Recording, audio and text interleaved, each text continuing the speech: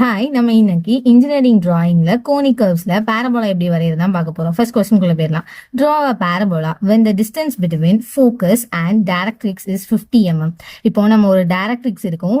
இப்போ இங்க நம்ம ஒரு ஸ்ட்ரெயிட் லைன் வரைஞ்சிட்டு இப்போ இந்த டைரக்ட்ரிக்ஸ்ல இருந்து இந்த ஃபோக்கஸ்க்கு எவ்வளவு டிஸ்டன்ஸ் இருக்கும் அப்படின்னு கொடுத்துருக்காங்க. 50 mm.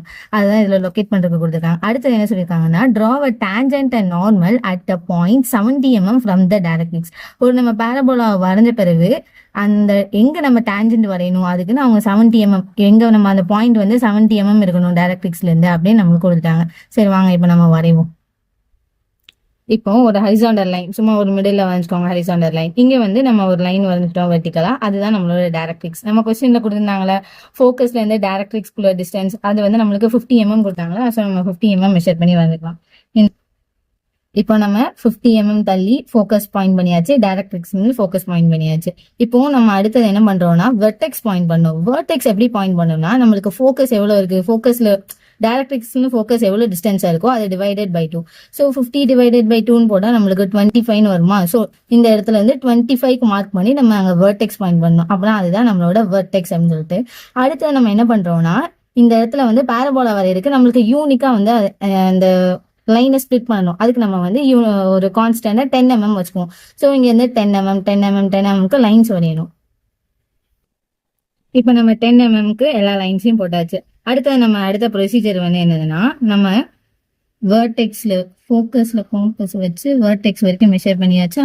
இங்க இருந்து இப்படி ஒரு லைன், இங்க ஒரு ஆர்க்,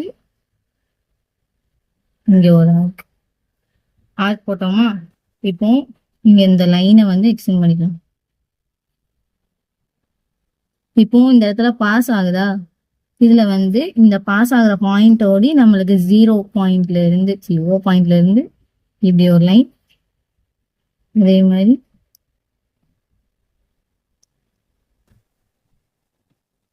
இங்க ஒரு லைன். இப்போ அடுத்து நம்ம என்ன பண்ண போறோம்னா இந்த பாயிண்ட்ஸ் நேம் வைக்க போறோம். இங்க வந்து நம்ம ஃபர்ஸ்ட் இதான் நம்ம ஃபர்ஸ்ட் பாயிண்ட். ஸோ 1 2 3 4 5 6 7 8 9 10 11 12 இது எல்லாமே இடி ரூல்ஸோட பிஐஎஸ் ஸ்டாண்டர்ட் ரூல்ஸோட பண்ணுங்க. ஓகே, இது போட்டாச்சு. இப்போ நம்ம என்ன பண்றோம்னா ஃபர்ஸ்ட் இதான் ஃபர்ஸ்ட் பாயிண்ட் வேணா. ஃபர்ஸ்ட் பாயிண்ட்ல இருந்து இந்த ஆர்க் நம்ம ஒரு லைன் வரைஞ்சோம்ல அந்த லைன் வரைக்கும் மெஷர் பண்ணிட்டு ஃபோக்கஸ்ல இருந்து அந்த ஃபர்ஸ்ட் லைன் எங்க போகுதோ அங்க ஒரு ஆர்க், அதே மாதிரி அதே மெஷர்மெண்ட்ல கீழே ஒரு ஆர்க், அதே மாதிரி 2 மெஷர் பண்ணுங்க. 2 மெஷர் பண்ணிட்டு ஃபோக்கஸ்ல வச்சுட்டு அந்த லைன்ல ஒரு ஆர்க், அதே மாதிரி அந்த மெஷர்மெண்ட்டை மாத்தாம இங்கே வச்சுட்டு 2 இந்த இருக்கு 2 கீழே ஒரு ஆர்க், அதே மாதிரி 3 மெஷர் பண்ணுங்க. 3 மெஷர் பண்ணிட்டு ஃபோக்கஸும் அங்கதான் 3யும் அங்கதானோட அதே இடத்துல பிளேஸ் பண்ணிட்டு அங்க ஒரு ஆர்க் போடுங்க.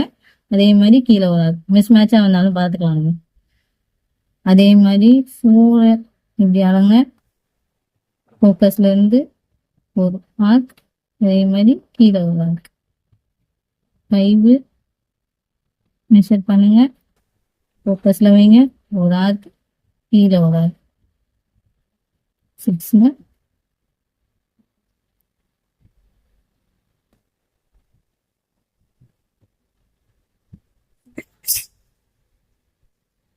இப்போ நான் இதை 8 பாயிண்ட் வரைக்கும் போட்டிருக்கேன். பார்த்தா 8 பாயிண்டோட எனக்கு அதுக்கு மேலே அந்த லைன் வந்து எக்ஸ்டெண்ட் ஆகுது அதோட இந்த பேஜ் முடிஞ்சா. ஸோ நான் 8 பாயிண்ட் வரைக்கும் நான் இதில் எழுதிருக்கேன். இது வந்து நம்ம இந்த நான் வச்ச ஆர்க் எல்லாமே கனெக்ட் பண்ணா நம்மளுக்கு பேரபோலா வரும். இதுல என்னன்னா இன்னொரு பாயிண்ட் என்ன, இந்த 2 வந்து இந்த லைன் கூட கனெக்ட் ஆயிருக்கும்ல அதை வந்து நம்ம 2 டேஷ் இந்த இடத்துல, அதே மாதிரி 3 வந்து இந்த இது கூட ரெண்டுமே இன்டர்செக்ட் ஆகுது இடத்துல 3 dash 4 dash 5 dash 6 dash 7 dash அதுக்கப்புறம் அதுதான் 8 டேஷ். My God. இப்போ என்ன பண்றோம்னா இது எல்லாத்தையுமே நம்ம ஜாயின் பண்ண போறோம். ஃபர்ஸ்ட் வெர்டெக்ஸ்ல இருந்து ஆரம்பிப்போம். வெர்டெக்ஸ்ல இருந்து இதான் ஃபர்ஸ்ட் பாயிண்டா. இங்க இருந்து சும்மா ஃபர்ஸ்ட் ஃப்ரீ ஹேண்ட் ஸ்கெட்சிங் மாதிரி பண்ணுங்க. அப்படியே ஒரு ஆர்க் இங்க, அப்படியே எல்லா பாயிண்ட்லயும் பாஸ் ஆகுற மாதிரி.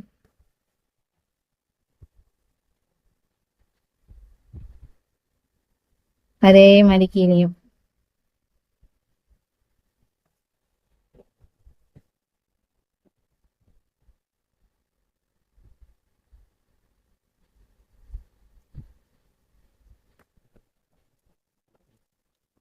இப்ப பார்த்தாலே தெரியுது உங்களுக்கு பாரபோலா மாதிரி. இதை அப்படியே நீங்க டிக் பண்ணீங்கன்னா அவ்வளவுதான்.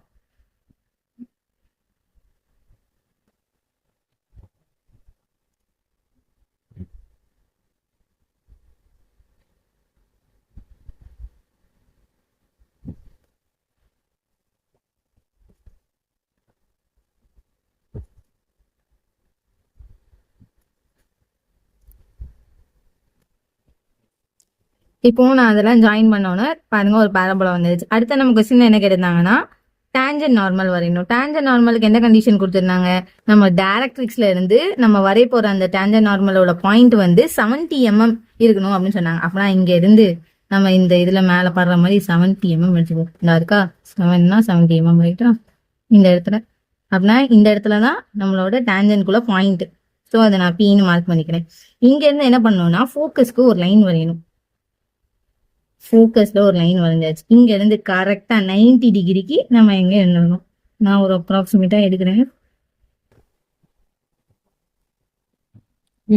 90 டிகிரியில அங்க ஒரு லைன் வந்துட்டு இந்த பாயிண்ட வந்து நம்ம ஸ்மால் ஓ அப்படின்னு மார்க் பண்ணிக்கலாம். அதுக்கு பிறகு இந்த பாயிண்ட்ல இருந்து நம்ம மார்க் பண்ண பாயிண்ட் பி இருக்கு தெரியுமா, அதுல டேஞ்சன் மாதிரி மீன்ஸ் அந்த லைன் நீங்க போடுற லைன் வந்து அந்த பாயிண்ட் பிலோட பாஸ் ஆகணும். அந்த மாதிரி ஒரு லைன் போடணும். ஸோ இந்த இங்க பாயிண்ட்ல இருந்து ஒரு லைன் அப்படியே போட்டாச்சு. இப்போ இந்த பாயிண்ட்ல இருந்து பாஸ் ஆயிருக்குமா, இங்க இருந்து ஒரு 2 mm இங்க இருந்து ஒரு 2 mm மட்டும் நம்ம ஒரு கொஞ்சம் திக் பண்ணிக்குவோம். அதான் நம்ம வரைஞ்சதான் நம்மளோட டேஞ்சன்ட். இங்க வச்சுட்டு இந்த ஒரு 2 mm இங்க கொஞ்சம் திக் பண்ணிட்டு அதே மாதிரி ஒரு 2 mm இதை மட்டும் திக்கா வரைஞ்சுக்கோங்க. இப்போ வரைஞ்சுக்கோமா, இது டி, இந்த பாயிண்ட் வரைக்கும் இங்க டி டேஷ். ஸோ இதான் நம்ம டேஞ்சன்ட். இப்போ இந்த இதுக்கு நம்ம பெர்பெண்டிகுலரா கரெக்டா 90 டிகிரியில ஒரு லைன் வரைஞ்சிருமோ, அதுதான் நம்மளோட நார்மல். ஸோ கரெக்டா 90 டிகிரி வந்து ஒரு லைன் வரைஞ்சுக்கோங்க. அதுலயும் அதே மாதிரிதான் மேல ஒரு 2 mm கீழே ஒரு 2 mm அப்படியே நல்லா திக் பண்ணிட்டு மேல என் கீழே என் டேஷ். அவ்வளவுதான். நம்ம டேஞ்சன்ட் நார்மல் வரைஞ்சாச்சு. நம்ம கொடுத்த கொஸ்டினை கம்ப்ளீட் பண்ணியாச்சு. இது 20 மார்க் கொஸ்டின், 15 மார்க் கொஸ்டின் எதனாலும் கேட்கலாம். தேங்க்யூ.